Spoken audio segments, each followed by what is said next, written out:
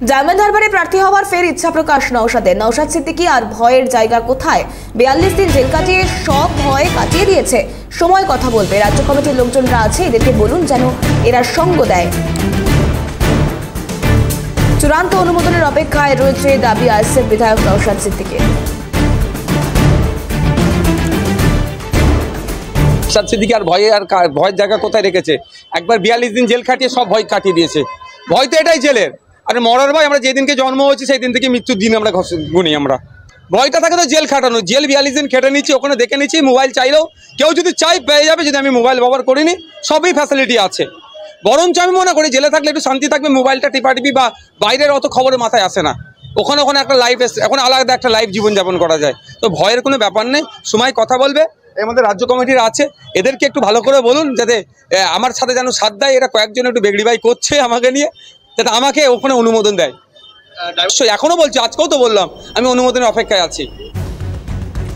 অর্থাৎ নওশাদ সিদ্দিকী তার বক্তব্য আপনাদেরকে শোনালাম যে তিনি ডায়মন্ড হারবার থেকেই লড়বার ইচ্ছে প্রকাশ করছেন। এই বিষয় নিয়ে আমরা টেলিফোন লাইনে কথা বলেছিলাম একদিকে বিজেপি নেতা সজল ঘোষ এবং অন্যদিকে তৃণমূল নেতা শান্তনু সেনের সঙ্গে। কি বলেছেন তারা শোনাবো। যে কেউ হতে পারেন, উনি নিজের দলের প্রার্থী হবেন ভালো প্রার্থী হবেন, প্রতিযোগিতা করবেন, এতে খুশির খবর, এতে দুঃখেরও কিছু নেই, এতে ওভার রিয়াক্ট করারও কোনো কিছু নেই। একজন যে কোনো গণতান্ত্রিক মানুষেরই অধিকার আছে যে কোনো কেন্দ্রে তিনি প্রার্থী হতে পারেন। আমরা প্রথমে ভাবছিলাম যে প্রথমে যত আগ ডাক করেছিল তারপর বোধহয় পিছিয়ে গেল নাকি, ভয় পেয়ে গেল।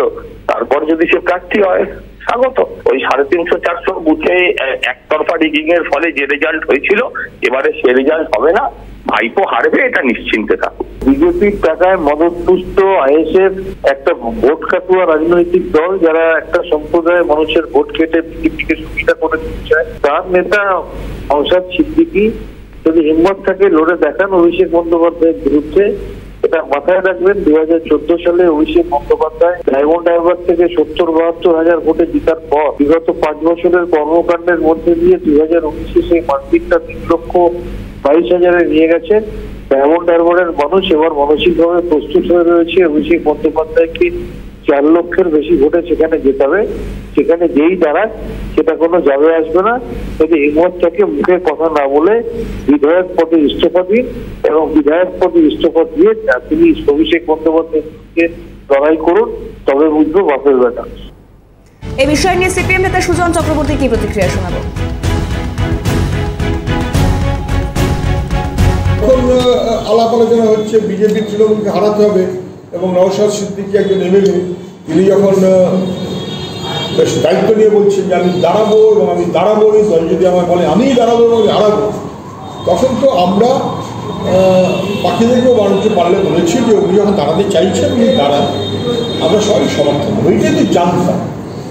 উনি দাঁড়াবেন বললেন কেন আর এখন দাঁড়াবেন না বলছেন কেন, এটা ওর ব্যাপারটা আমি বলতে পারবো না। ওখানে যদি উনি না দাঁড়ান তাহলে আমাদের প্রার্থী তো নিশ্চয়ই দেওয়া হবে, সিট তো ফাঁকা দেওয়া হবে না। আমাদের প্রার্থী তৈরি আছে।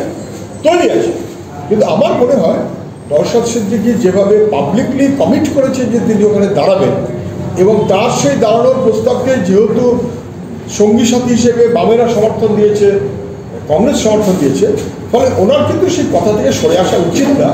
ওর কথা থেকে সরে আসলে লোকে হালকা মনে হয়। নওশাদ সিদ্দিকী আর